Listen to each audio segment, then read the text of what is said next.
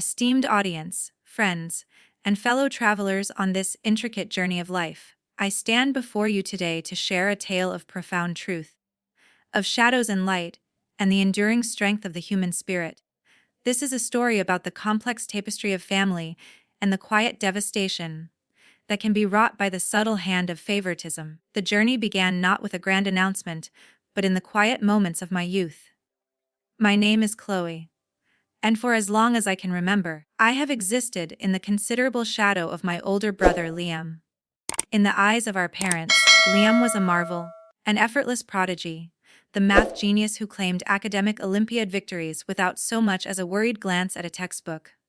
I, on the other hand, was the one who toiled endlessly, hunched over books late into the night, simply to achieve what they considered decent grades. This disparity was not a secret, it was a fixture of our lives. When Liam, at the age of 16, was gifted a brand new car, a symbol of his coming of age and our parents' pride, I watched. 2 years later, on my own 16th birthday, I received a bicycle, salvaged from a clearance sale. I remember the forced smile I plastered on my face as I expressed my gratitude, my heart a heavy, leaden weight within my chest. The only person who saw me, who truly valued me, was my grandmother, a woman whose love was a constant, steady beacon. She remembered every birthday, every small achievement, and she made a promise that felt like a lifeline. She would help me when I began my college journey. That promise became my sole motivation throughout my final years of high school. It was the lighthouse guiding me through a turbulent sea of feeling overlooked.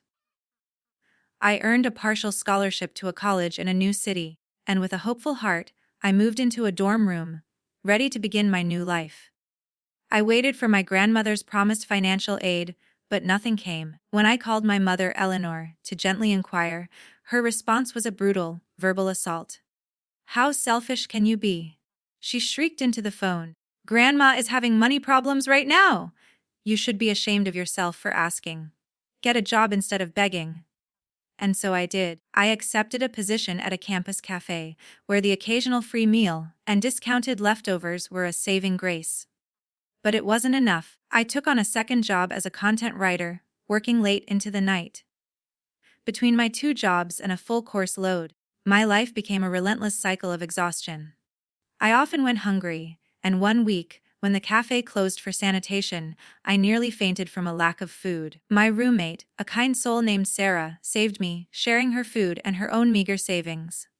When my laptop, a vital tool for my work and studies, broke down, it was Sarah who came to my rescue, borrowing $500 from her parents to cover the cost of repairs. I meticulously recorded every cent in a small notebook, a solemn vow to repay her someday. Meanwhile, my brother Lem was, according to my parents, thriving at a prestigious university. They spoke of him with a sort of hushed reverence, claiming he was too busy with his demanding studies to attend family gatherings. Our communication was limited to brief, vague text messages, where he seemed distant and distracted. I accepted this as I had accepted everything else. This was the state of affairs until my grandmother's birthday.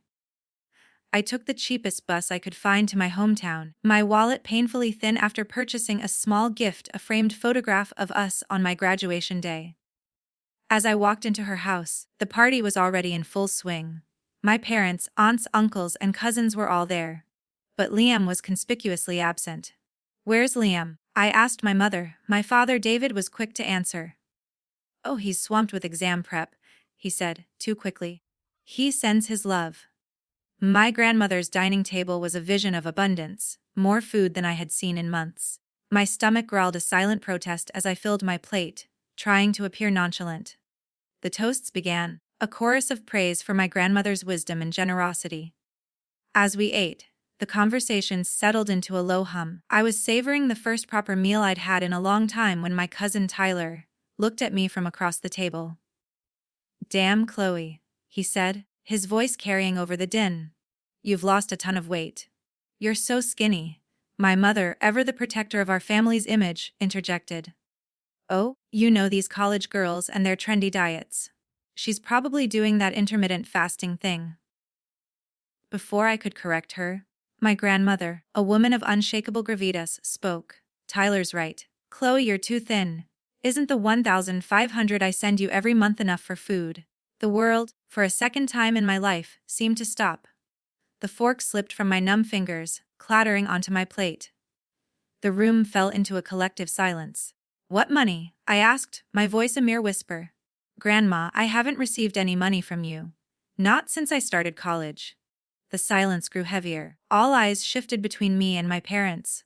My grandmother, her voice a dangerous, controlled calm, addressed them directly. David, Eleanor, would you care to explain? My mother's lips trembled.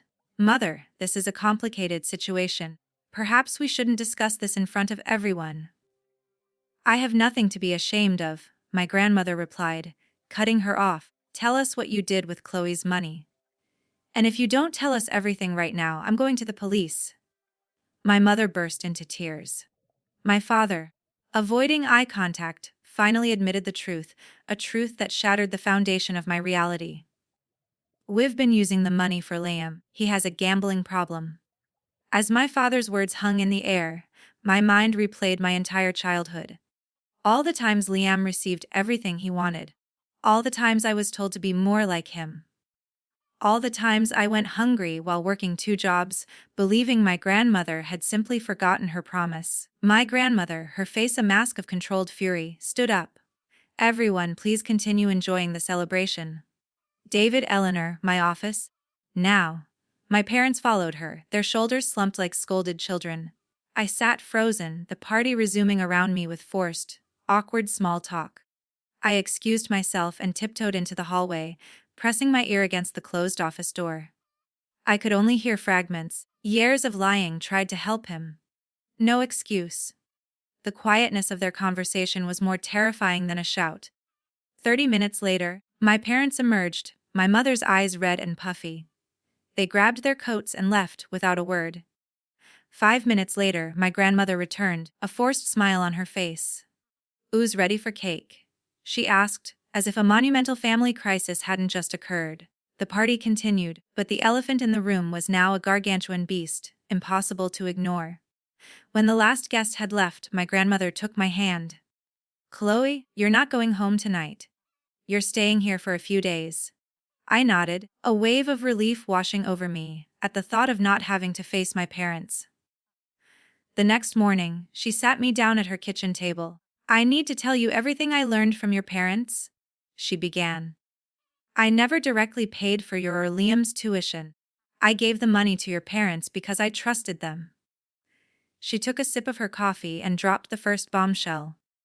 "You got a partial scholarship, so instead of the 100,000 for your education, it only cost 40,000. They pocketed the other 60,000 and spent it on Liam." My hands trembled. "There's more," she said, looking me straight in the eyes. "Liam never went to college." I nearly spilled my coffee. "But they said they sent him to Riverdale to get him away from his gambling friends." "They did," she said, shaking her head, "but he found new friends with the same bad habits. He was gambling online. All those times they said he was busy with exams. Lies. I gave him 80,000 for his education too. Plus the monthly allowance I've been sending for you. Funds 500 a month for almost 2 years." A tear welled in my eyes. I thought about the days I went hungry, the weeks I worked 2 jobs, the shame I felt when I had to borrow money from my friend. "What happens now?" I asked, my voice breaking. "You keep studying," she said, her voice firm. "That's your job. And from now on, I will transfer $2,000 directly to your account every month. No more middlemen." I stayed with her for 3 days, talking about school, my friends, and my dreams. For the first time, I felt truly seen. When it was time to leave, she pressed an envelope into my hand. "An emergency fund," she said. "Don't tell me you won't take it." Back at school, my life transformed. I quit my content writing job, kept the cafe job on weekends because I genuinely enjoyed it, and focused entirely on my studies. I bought new clothes, stocked my mini fridge with food, and repaid Sarah every cent I owed her. My grades skyrocketed, and I even joined a study group. It was like stepping out of a dark room into the glorious sunshine. 2 months later, my grandmother surprised me at the campus library. "Surprise inspection," she announced with a wink. Over lunch, she dropped another bombshell. "I've rewritten my will. You're my sole heir now, I nearly choked on my iced tea. What? Why? Your parents have already received over 250 zalozen from me, she said calmly. That's their share. This isn't about need, Chloe. It's about trust. You've handled hardship with grace. That says a lot about your character. She was right about one thing: my parents wouldn't be happy. A week later, they showed up at my dorm room. My father was the first to speak. We need to talk. We need you to talk to Grandma about the will. No, I said a single, definitive word. My mother, with dark circles under her eyes, tried a different approach. We need you to talk to Grandma. We need you to lie for us, to tell her you've been fine all this time. Family doesn't do what you did to me, I said, my voice shaking with anger. You want me to lie for you? I lost 20 pounds my first semester. I was so dizzy from hunger I couldn't focus in class.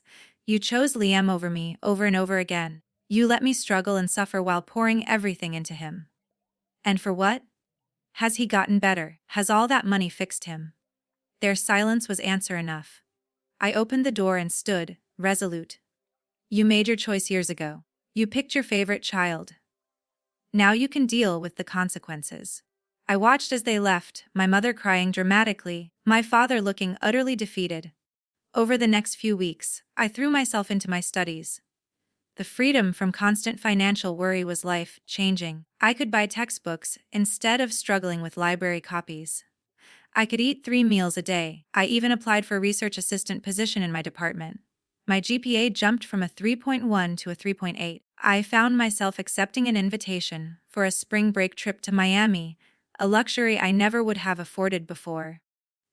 I bought a new swimsuit without checking the price tag, ordered whatever I wanted at restaurants, and even splurged on a parasailing adventure. I was thriving. 3 months passed without any contact from my parents.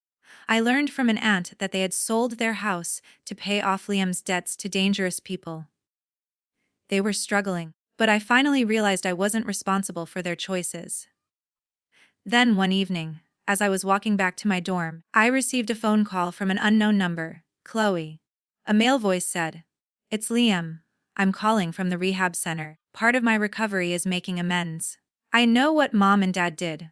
I just wanted to say I'm sorry. I didn't know at the time, but that doesn't make it right." After we hung up, I sat on a bench, watching students walk by. I thought about Liam's call. It was the first genuine apology I had received. I didn't know if he would stay clean this time, or if my parents would ever truly understand the harm they had caused. But for the first time, I realized it didn't matter. My life was no longer defined by their choices. I had my own path now, one with opportunities, friendships, and a future limited only by my own ambitions. Whatever happened with my family, I knew I would be okay. And so, my friends, I leave you with this valuable lesson. The seeds of favoritism are poisonous. They can rot a family from the inside out, creating wounds that take a lifetime to heal. But the good news is this: you have the power to break free from the past. You have the power to build a life on your own terms, a life rooted not in the approval of others, but in your own strength, integrity, and resilience. If you have found value in this story, I encourage you to share your own experiences in the comments below. And if you wish to see more stories of hope and transformation, I urge you to subscribe. Thank you.